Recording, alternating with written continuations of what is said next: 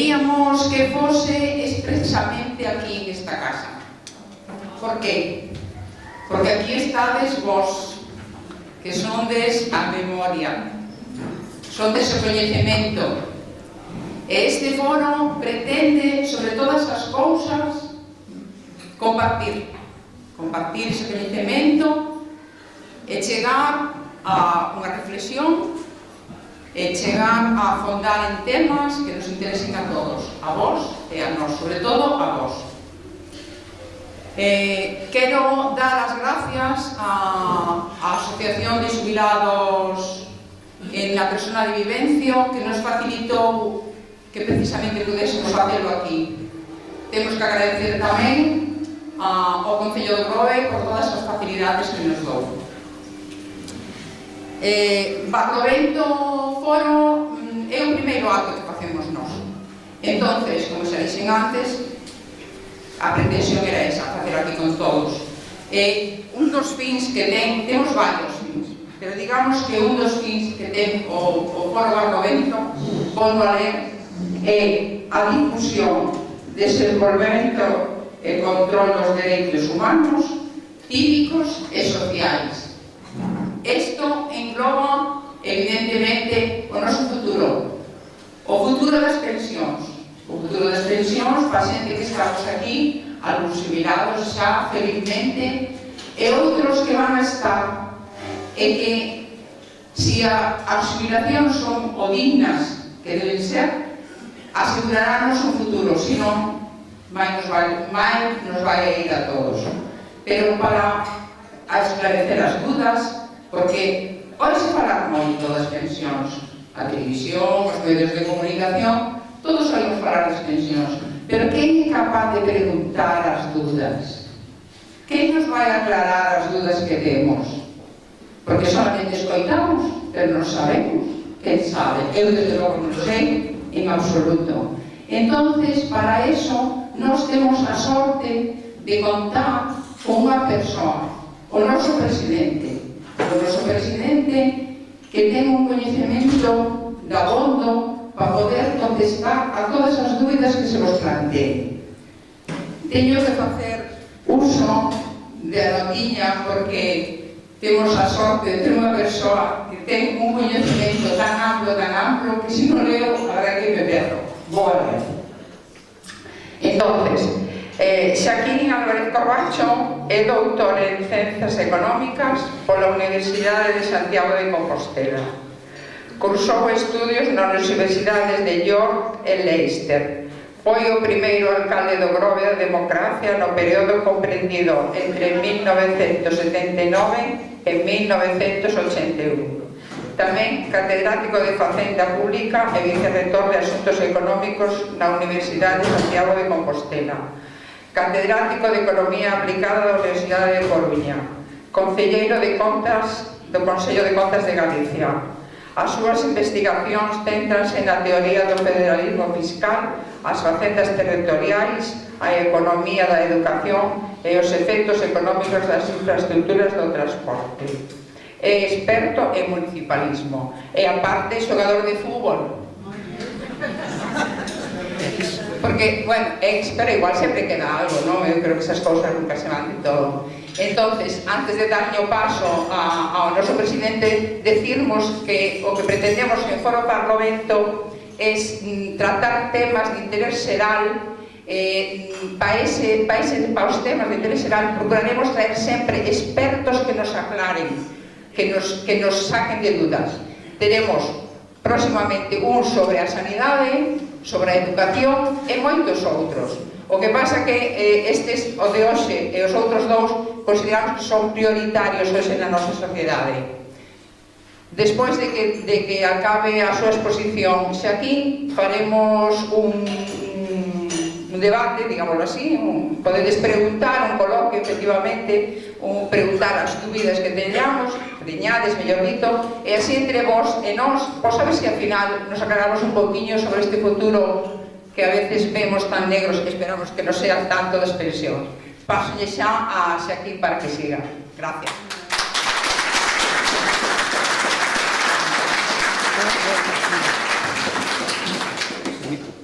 Vou intentar, se se me escoita, prefiro non ter o micro.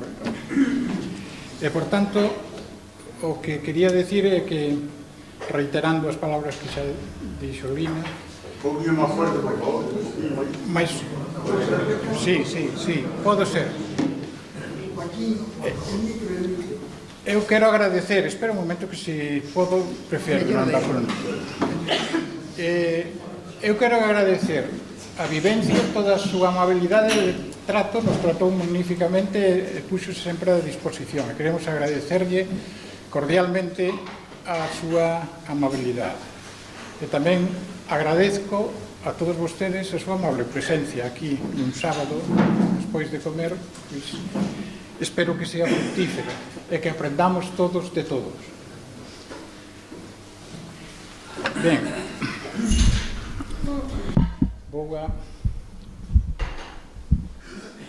vou a falar das pensións, ou vou a reflexionar sobre as pensións dentro dun punto de vista da economía. A economía é unha ciencia social que trata de explicar como se relacionan as persoas entre sí e coa naturaleza para producir a súa propia vida. A economía, este tipo de economía, preocúpase polo crecemento da riqueza que pode ter un país e da súa distribución. A súa distribución é un feito importante e, ademais, é conflictivo e interesa que o demos aquí. Ben, pois, vamos a ver por que está en crisis, en principio, o estado social, o estado de bienestar, ¿no? A ver si vai isto.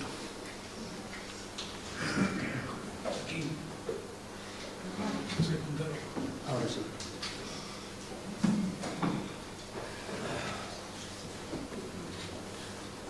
Ben, o estado social, o estado de bienestar, desenvolveuse con intensidade despois da Segunda Guerra Mundial en Europa.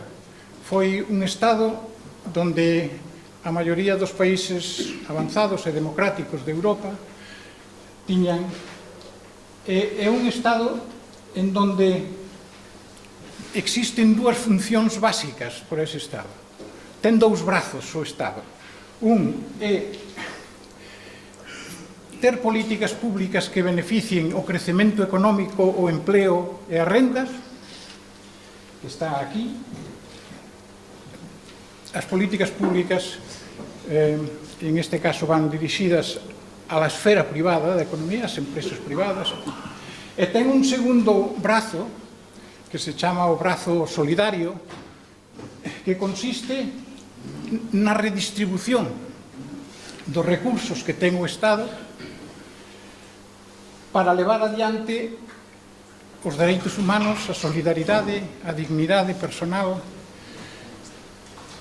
todo esos aspectos básicos que implica un estado de bienestar, un estado social, un estado onde todos se sintan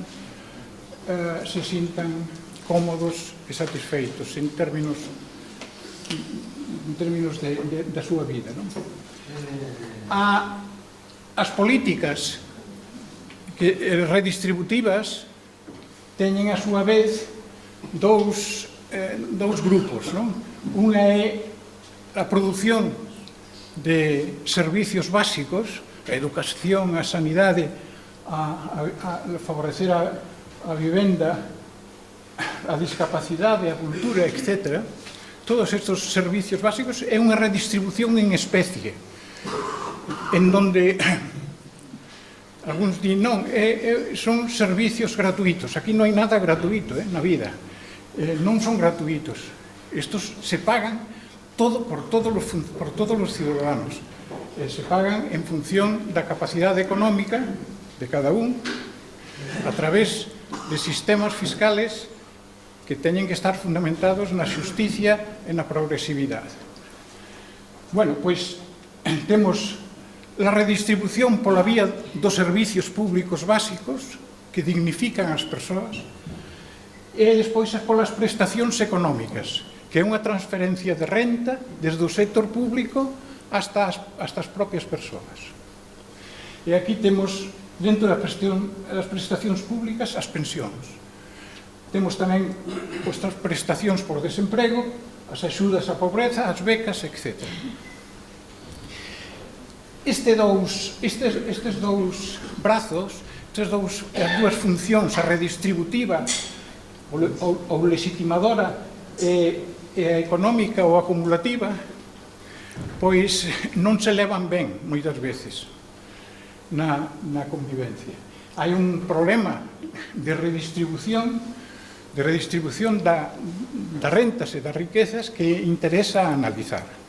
E vamos a analizalo simplificadamente, non? Chámase la redistribución del excedente. En unha empresa, a empresa funciona comprando inputs, chámanse así, inputs que son as materias primas, os produtos semielaborados, os servicios a outras empresas, servicios jurídicos, servicios contables, servicios para a promoción da industria, etc. E a través do proceso da propia empresa, do diseño e da tecnoloxía existente, sacan un output, sacan un novo produto. E ese novo produto, se conecta coa demanda social, terá beneficios, habrá excedente. Se as ventas menos as compras, ese é o excedente. Ese é o excedente, ou tamén se chama valor engadido. Excedente ou valor engadido. Con quen se reparte o excedente? Pois aquí hai un conflicto estructural permanente en donde se distribuyen os beneficios da empresa, como se distribuyen os beneficios da empresa no excedente e os salarios dos traballadores. Os traballadores querrán dignificar a súa vida e os empresarios querrán maximizar os beneficios empresariales. E hai un tercer interesado no asunto, que é a política, son os gobernos. Os gobernos teñen sistemas fiscales que gravan os beneficios empresariales e gravan os salarios. Gravan máis cousas tamén, o consumo que hai feito, pero teñen a fiscalidade e, por tanto, están interesados en esta distribución. Bueno, esta distribución, xa digo, que plantexa un problema entre fundamentalmente os beneficios salarios, porque explican moitas veces as tensións sociais, as folgas, incluso a veces as guerras, este tipo de distribución. Pero ao lado de esta distribución do excedente se organizan moitas cousas nun Estado, nunha sociedade, nun país, porque esta distribución explica, por un lado, las organizaciones dos traballadores, explican sindicatos, son organizaciones profesionales, pero os sindicatos, para defenderse mellor, se organizan en sindicatos, e os empresarios se organizan en organizaciones empresariales. Por tanto, son dúas organizaciones. Ademais de eso, están, además de los salarios, están, por ejemplo, las explicaciones económicas, se llaman os paradigmas económicos. Hay explicaciones económicas que están interesadas en conocer os problemas da redistribución da riqueza que se produce nun país e, por tanto, están explicando as relaciones sociales que hai aí. Como son as relaciones de distribución de la riqueza, quen se beneficia da riqueza en un país que se define ao final por como se redistribuye a riqueza. E, en segundo lugar, hai explicaciones da economía que non se preocupan destas cuestións, que non conciben a economía como unha relación, como un problema de relacións sociais. Falan do empresario ou do consumidor e falan que que se enfrentan ao mercado a un ser que parece que é maravilloso, que todo fai ben, que é un mercado que é moi eficiente e que fai feliz a xente. Entonces, esta é outra explicación de redistribución. Están os partidos políticos. Os partidos políticos logo defenden os intereses de uns e de outros. Son outro tipo de organización que tamén explican e viven nun país, na organización dun país. Están os medios de comunicación, desde a prensa escrita hasta as radios e as televisións, que defenden estes intereses, é certo que pagados, sempre se lle paga, e entonces defenden mellor ou con máis alegría os intereses de uns que de outros. De maneira que temos aquí, en principio, unha parte de organización social explicada pola forma de distribuir a riqueza nun país. La política está poniendo os impostos correspondentes, le aplica os impostos correspondentes e, por tanto, hai tensión tamén. Non só os empresarios non teñen só tensións e problemas cos sindicatos, tamén os teñen con a fiscalidade, que isto implica no reparto da distribución da riqueza. Porque ao final de todo, como se garantiza un Estado social que se vai a levar a cabo todos esos servicios públicos básicos e todas esas prestacións económicas? Só se pode garantizar si todos tributan, participan, financian este gasto estatal en función da capacidade económica dos contribuintes, dos ciudadanos, e a través de impostos xustos e progresivos. Por tanto, fixadevos ben como temos estes problemas aquí, en principio que están preocupados por la distribución de la riqueza de un país.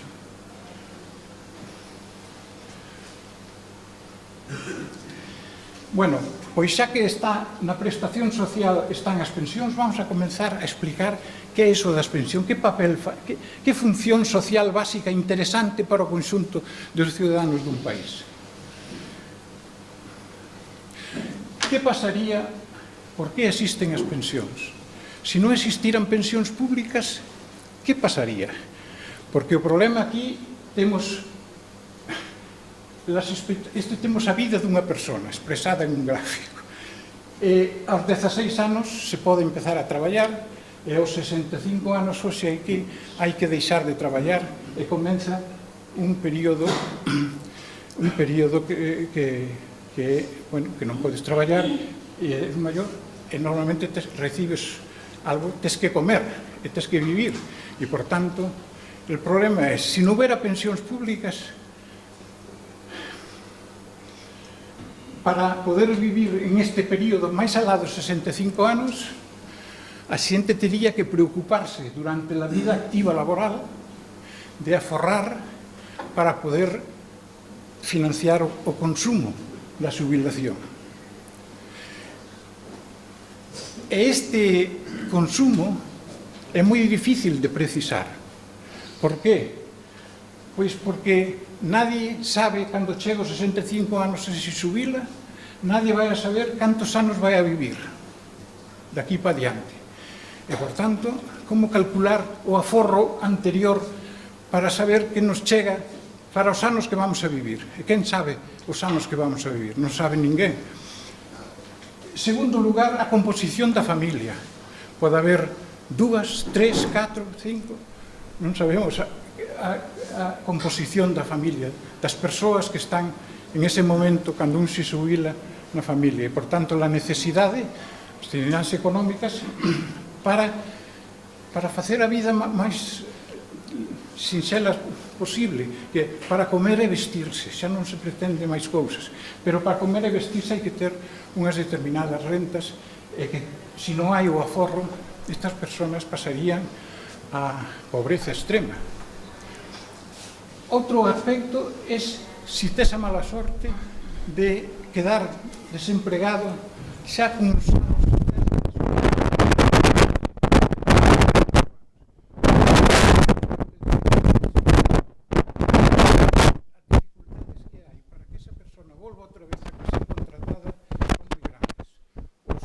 se observa e se verifica, chamase ciudadanos parados, pois, desgraciados, non? Os pobres.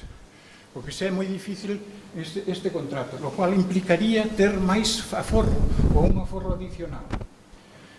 E, finalmente, en unha sociedade democrática con valores morales determinados, ninguén deixaría morrer a unha persona porque non ten recursos para comer. E, por tanto, a solución vería outra vez do Estado para tratar de financiar a alimentación e o vestido a través de un imposto adicional aos demais persoas. É dicir, traslada o coste de súa, non diría falta de responsabilidade, pero sí da pouca prudencia para plantexarse este problema. Por iso, os que son festeiros agotan primeiro, xa é máis desgracia todo o día, porque lle gusta a alegría, ser festeiros gastan rapidamente. Por tanto, temos aquí un problema que explica el Estado vai a resolver este problema. E como resolve? Pois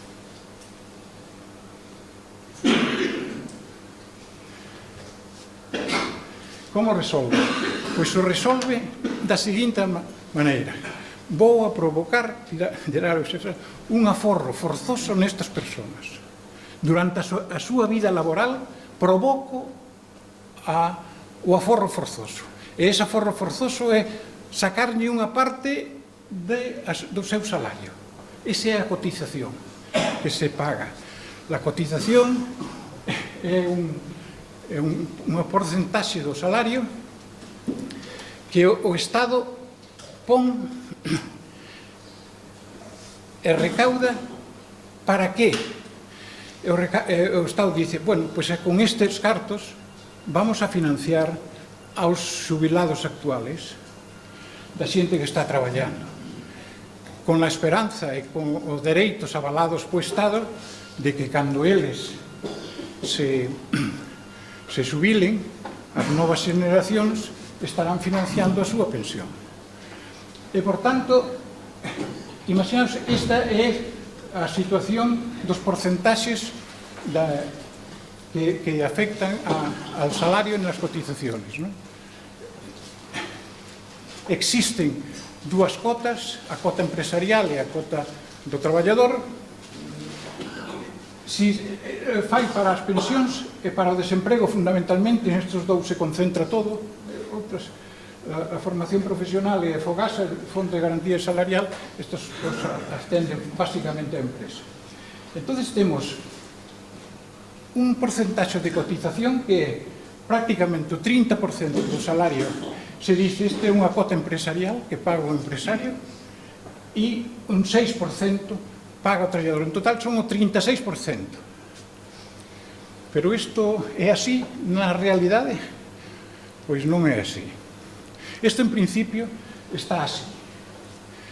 Pero que fai o empresario con su cota empresarial, coa súa cota empresarial? Imaginádemos que non existe todavía cotización, non existe seguridade social, non existe cotizacións. E un empresario contrata a un traballador por 1.000 euros ao mes, en función da súa productividade, 1.000 euros ao mes. A partir de aí hai seguridade, hai cotizacións, o empresario tiña que pagar o 30%, 300 euros, e o traballador tiña que pagar 60 euros todos os meses para ir a cotización, que é o aforro obligado, non? Pero que fai o empresario? O empresario dice, teño que pagar eu algo que non é para min, senón que é unha cotización que garantiza unha pensión do traballador.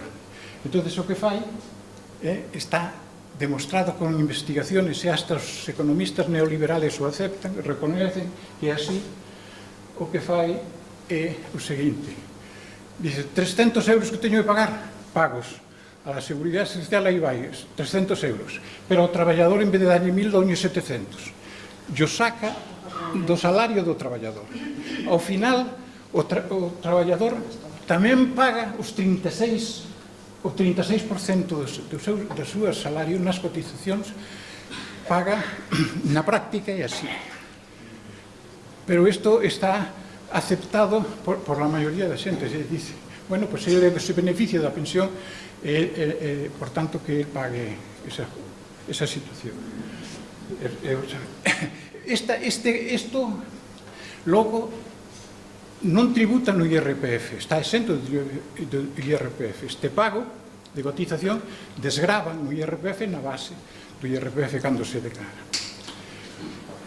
Para que logo, cando recibas a pensión, entonces será cando o IRPF actúa sobre o pensionista. De maneira que as cotizacións son como un pago diferido, que diría a señora de Cospedal, un pago diferido que se traslada posteriormente a la pensión, e é na pensión por la vía da desgravación, donde estará pagando el pensionista. Por tanto, esta é a fórmula que normalmente se utiliza de aforro forzoso, vinculado ao aforro forzoso da pensión.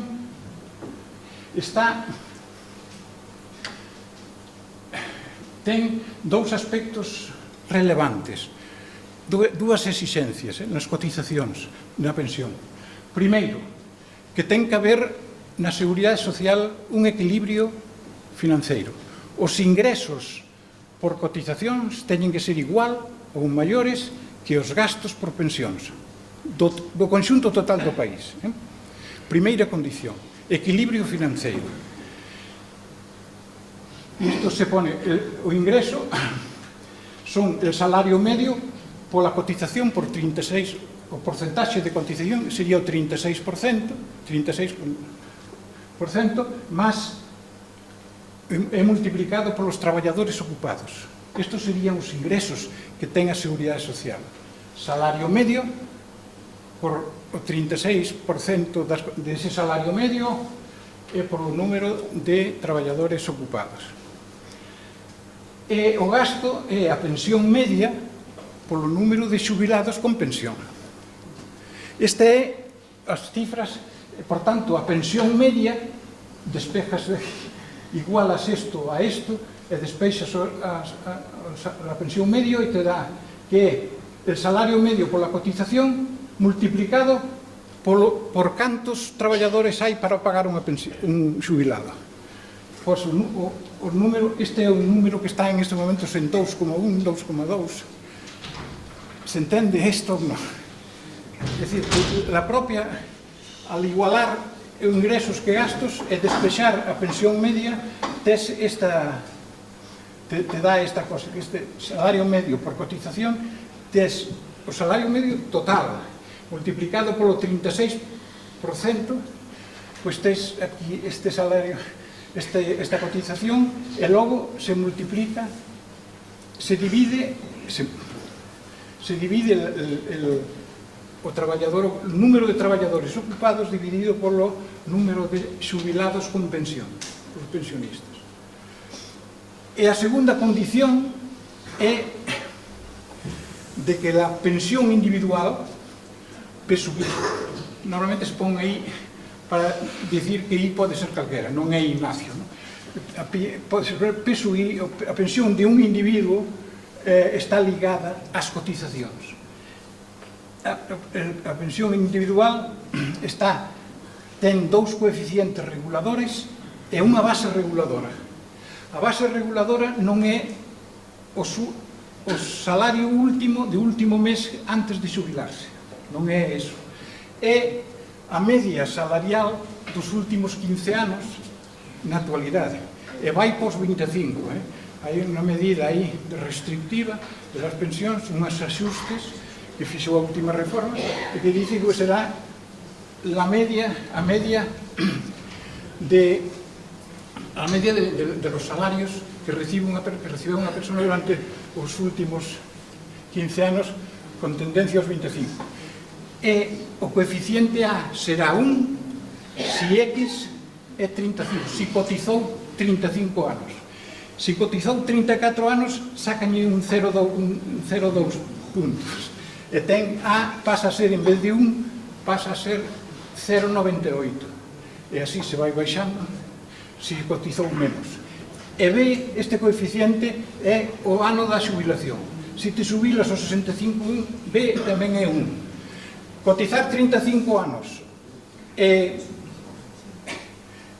xubilarse aos 65 implica, estes dous pasan a ser 1, implica que vas a recibir de pensión individual va a ser a media, a pensión que é a media do salario dos últimos 15 anos.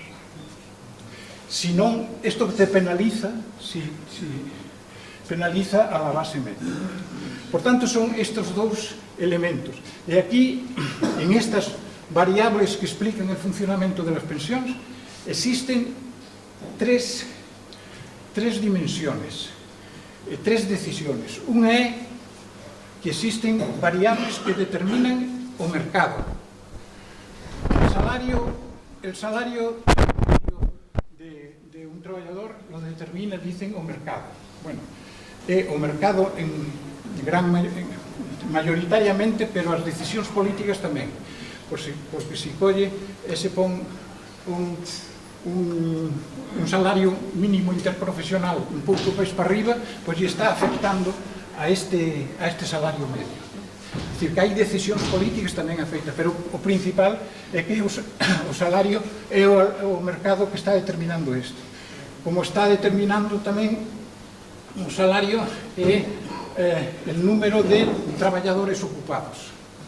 Bueno, depende de que si a política fai políticas que favorezcan o emprego ou non. Tamén aquí. Estaría nun segundo lugar. E hai outras variables que dependen da política, dependen dos gobernos, de decisiones. El coeficiente, o porcentaxe de financiación das cotizaciones lo decide políticamente.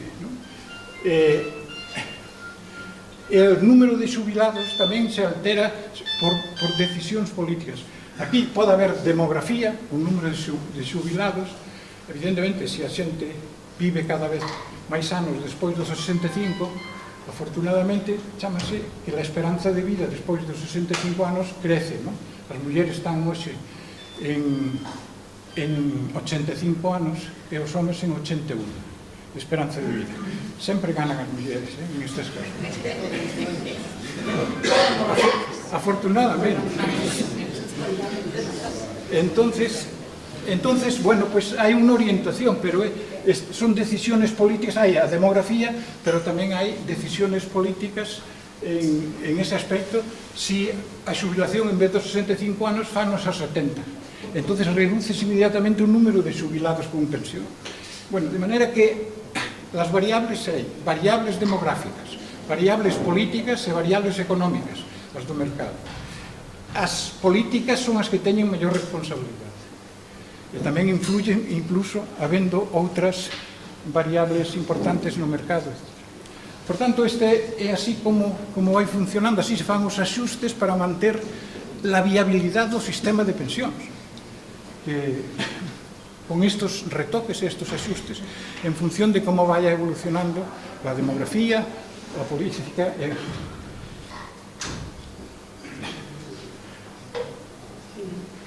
E despois está o sistema de capitalización, que é a alternativa.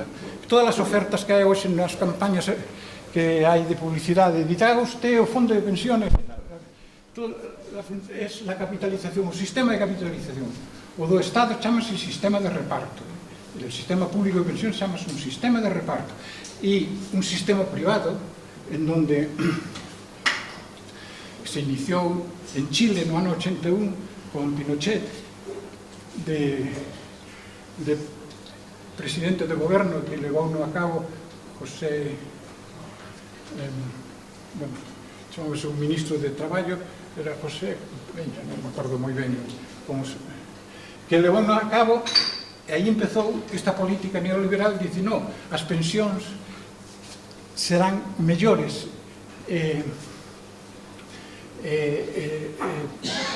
producirán maior posibilidad de financiar inversiones a través de un proceso de capitalización.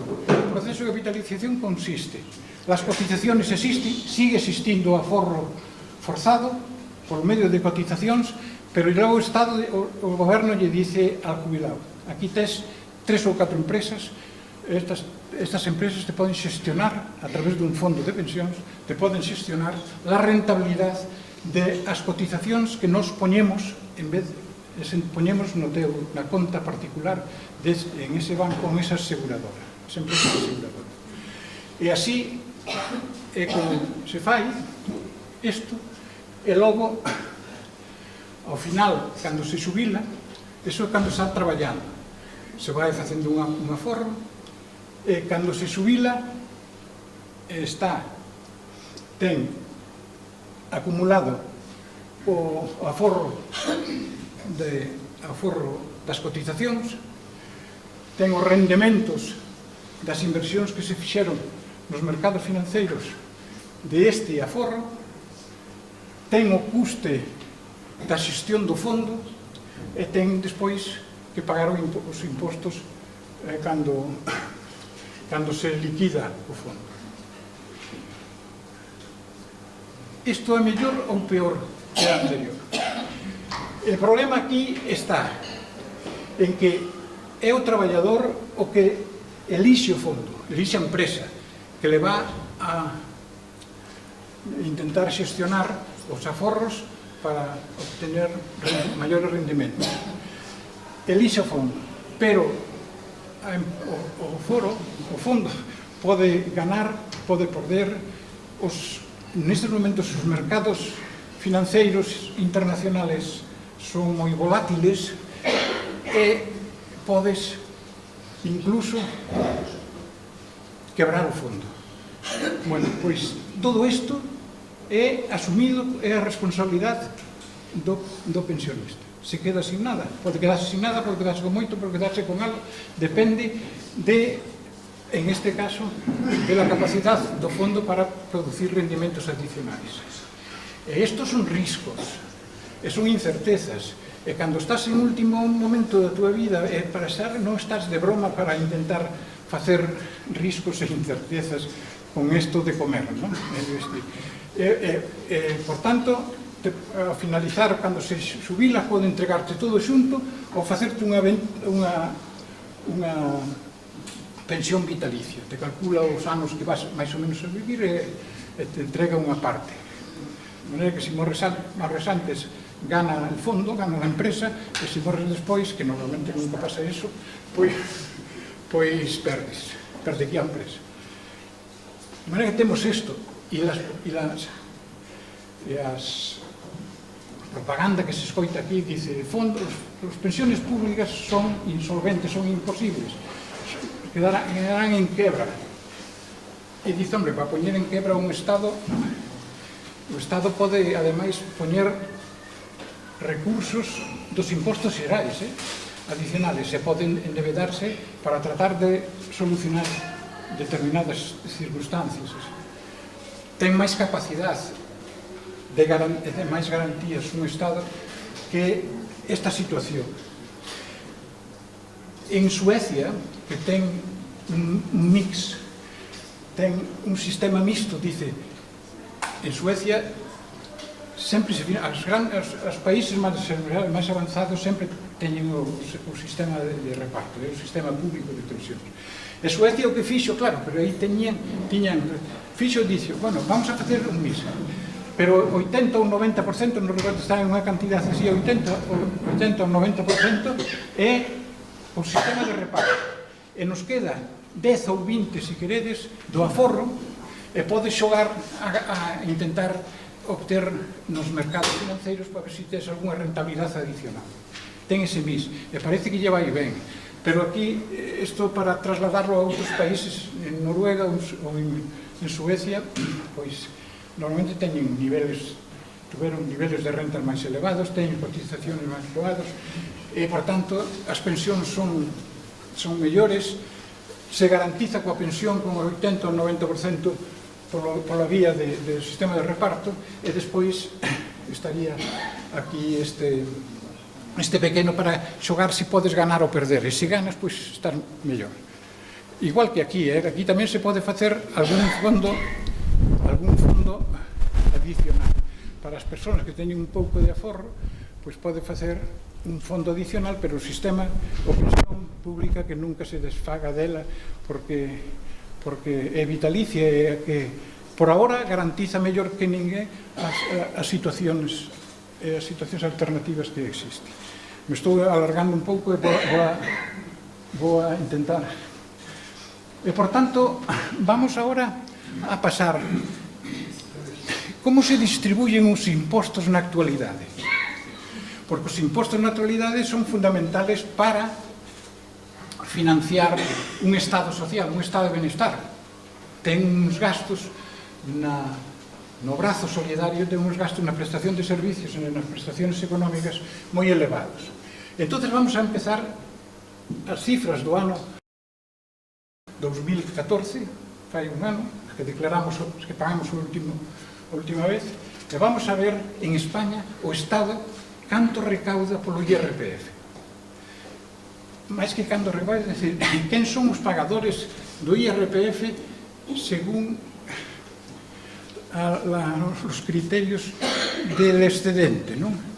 Vamos a ver. Os asalariados, os pensionistas son asalariados, pagan a pensión. Non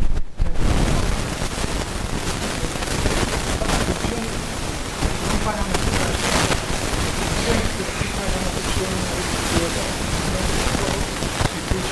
la recibió por la vía de la pensión.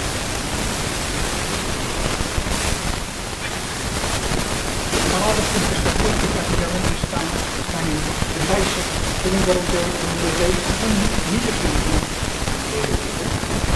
51.300 millones de euros, 91.933 los asalariados. La retención aquí,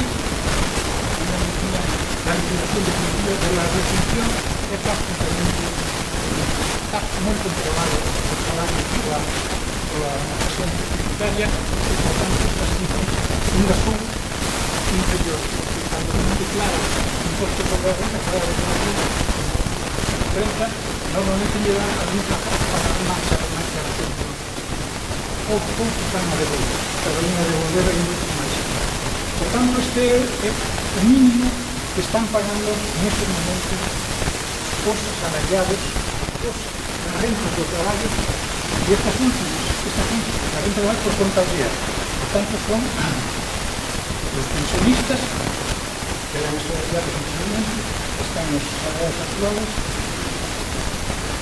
están as empresas e profesionales, esos son os autónomos, las empresas agrícolas familiares que tributan en renta, y están tamén as actividades profesionales, que pode ser de un abogado, de un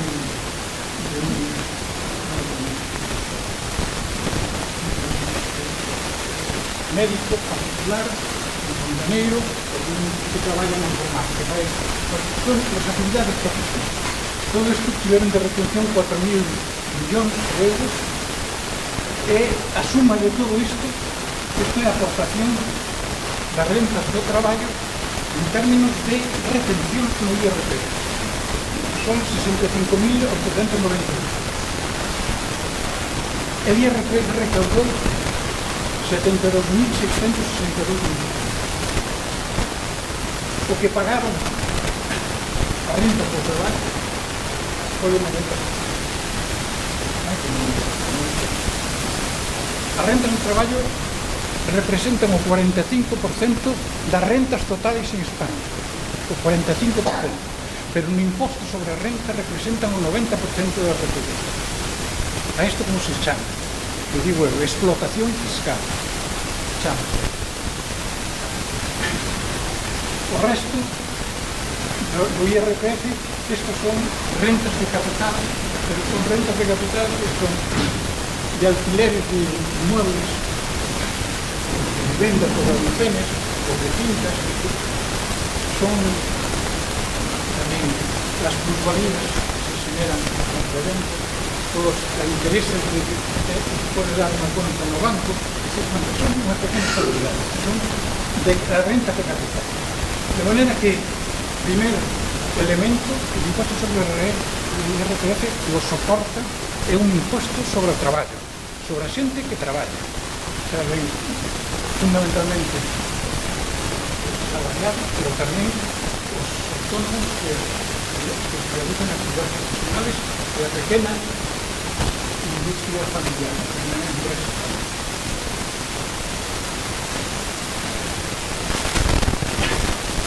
Vamos con os impostos sobre o consumo. Os impostos sobre o consumo son o IVA, os impostos especiales, de hidrocarburos, tabaco, alcohol, de electricidade, bueno, todo estes impostos especiales específicos a un determinado consumo. E despois están as tasas, os precios públicos e os copagos. Eso non se incluín, solamente puxen o IVA e os impostos especiales. E con isto, e con esta casiña, que se dice? Que cando chega o salario a casa de unha persona pobre ou unha persona empobrecida, pois el IRPF que xa están pagando. E cando sale a mesma renta para sobrevivir a través de consumo, porque non teñen a forma, prácticamente todo o que ganan se vai para sobrevivir, e por tanto o IVA e os impostos especiales é de doble dimensión. E isto é un abuso que se volve outra vez o importe de IVA e de impostos especiales é superior, ligeiramente superior á recaudación do imposto sobre a renta das persoas físicas. Son 75.000 millóns. Seguimos con a distribución dos impostos que temos. A xusticia, a distribución das cargas, dice que se vai a facer en función da capacidade económica das persoas.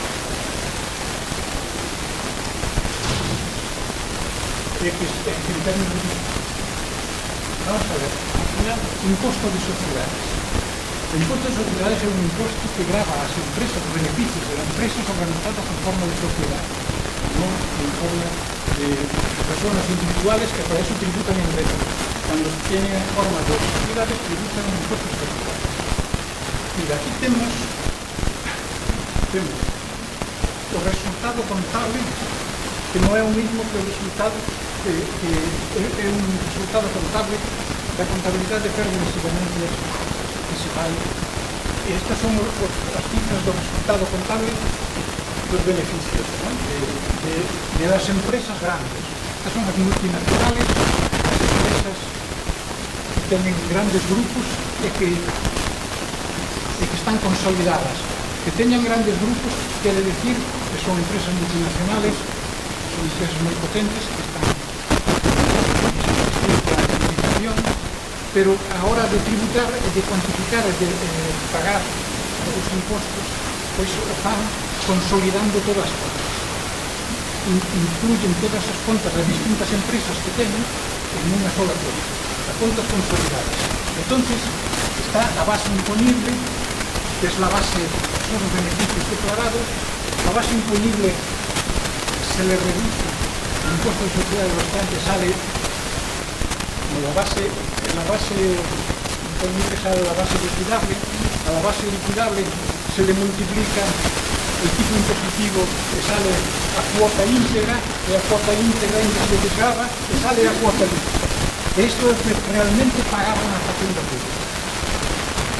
Las grandes empresas pagan 6.000 millóns 4.000 millóns, 3.000 millóns, etc. E se dividimos cal é o tipo efectivo entre o que pagan e o que din que tiveron beneficio. Entre isto e isto, que están pagando o 6 e o 5%, entre o 6 e o 5% están pagando as grandes multinacionales, as empresas que explican a riqueza actual que se produce en Chile. ¿De dónde se produce la riqueza? Las grandes multinacionales. Porque están desfiscalizadas, están desgravadas, porque teñen moita capacidade de influencia política, ou pelo menos con algunos partidos.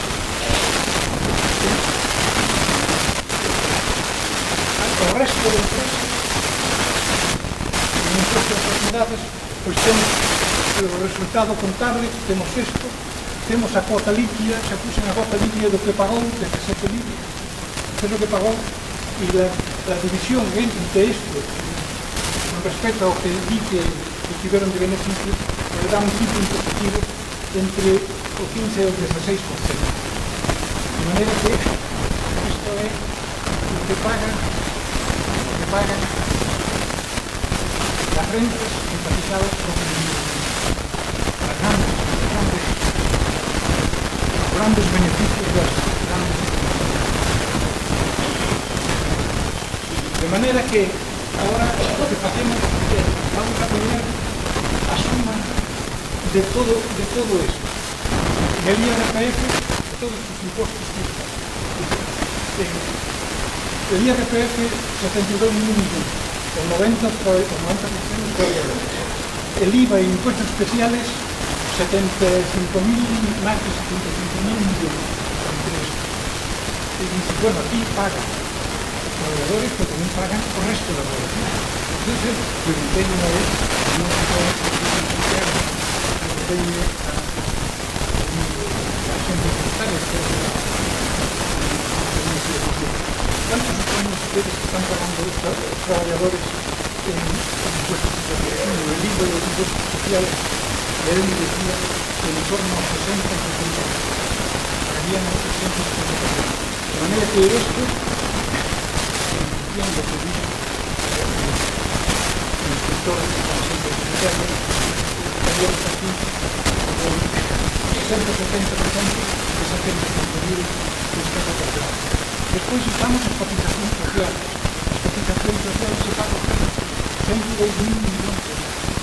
Isto é porque van atrás, van a hacerse, luego van atrás deste acordo, deste problema de cotizacións sociales, de un acordo obligado, o acordo con son 102 millóns de euros.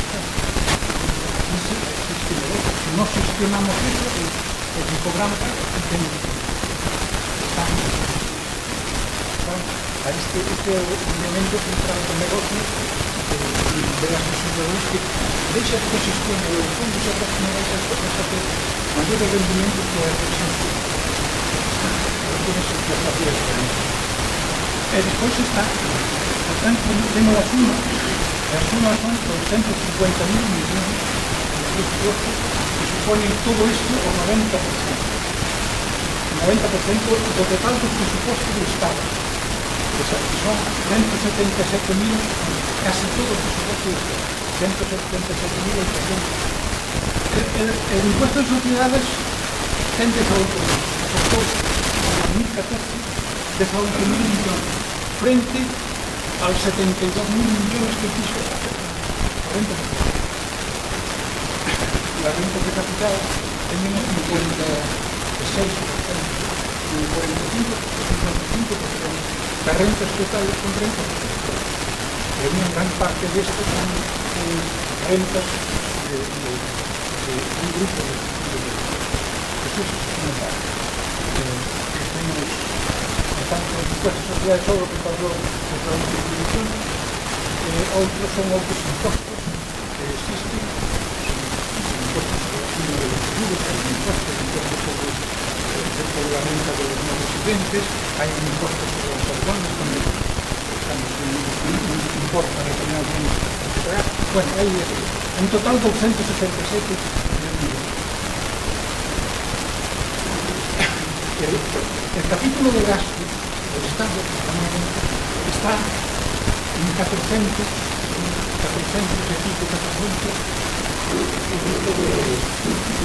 y pico, 15 millones de euros.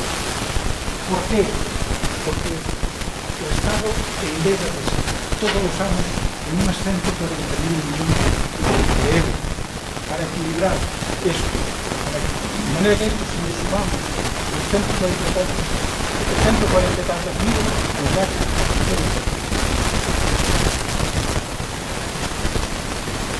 el sector público en España, o seu estado de bienestar, está en torno al 40% de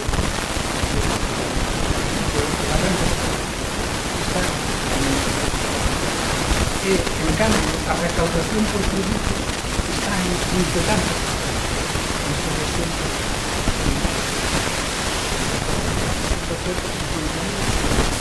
y hay una diferencia. Esto es difícil otras comunidades autónomas de manera que la diferencia es gastamos o 40% do PIB en gasto, gastamos esto, pero en tributos andamos por los 31-33%. De manera que tenemos un gap, una diferencia de casi 2 puntos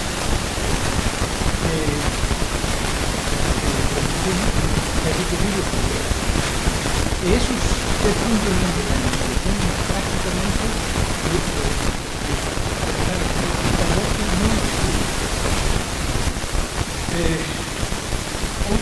otra información. La información es exacta. La información es que esos inspectores de la gente tributaria decía que a economía mercallada, non comercida, a que non están nas contas públicas. En España son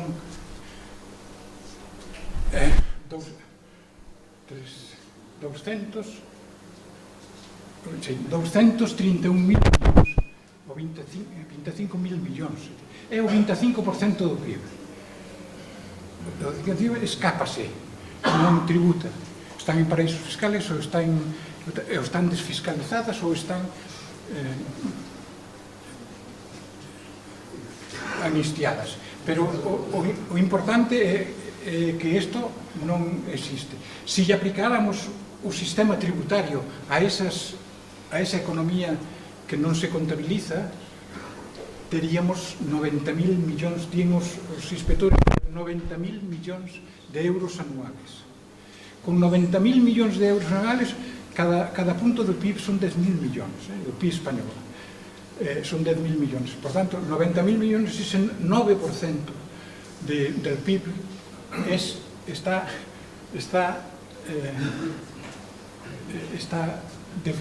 producido polo fraude, pola evasión, pola economía subversiva.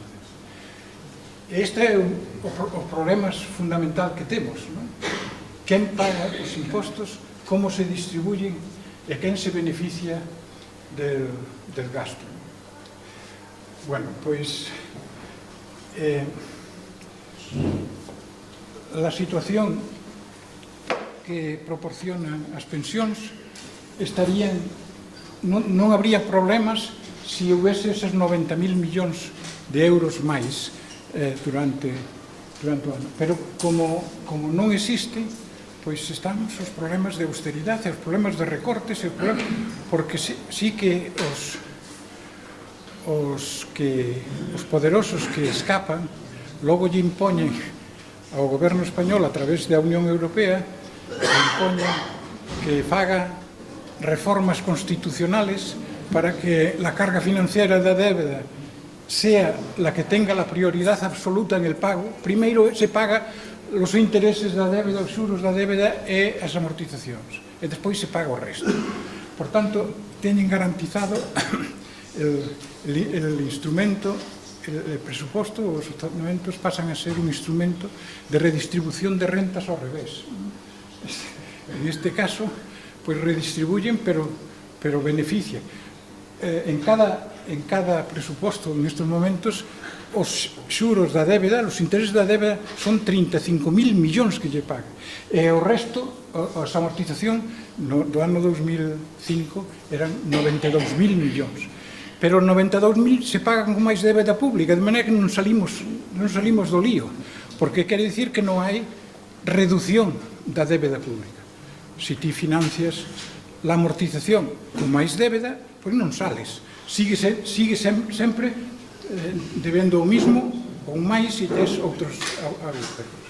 De maneira que isto é o que quería decir, non sei, que se hai problemas nas pensións, mirade como estamos.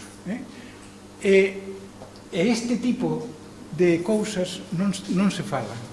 Non se falan en unhas eleccións, que agora temos a ter unhas eleccións, non se fala disto. Dice, bueno, como resolvemos o problema de los salarios, dos salarios de miseria, de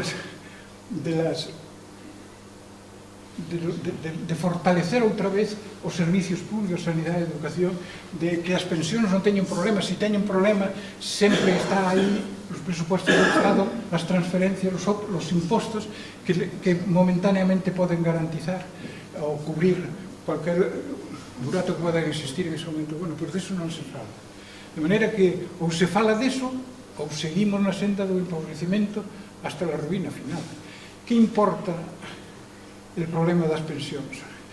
Si temos a ruína total, pois nos iremos todos, bueno, eu non quero dicir o sitio, pero este é o problema que temos agora, non?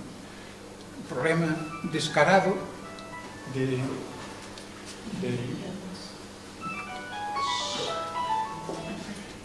é un problema descarado de fraude e de explotación pola vía, aparte da explotación laboral, con este cambio, con esta regulación dos convenios. Ahora temos a explotación pola vía fiscal, que desde logo non hai ningún país europeo que teña estas cifras. Estas cifras son reales, e se queren velas están no informe en internet da Axencia Tributaria. Todos os anos publican o informe de las cifras e da recaudación de cada imposto. Eu dou esta explicación, pero me gustaría que houvese outra que pudese dicir o contrario do que estou dicindo, que hai un abuso e que hai un fracaso total de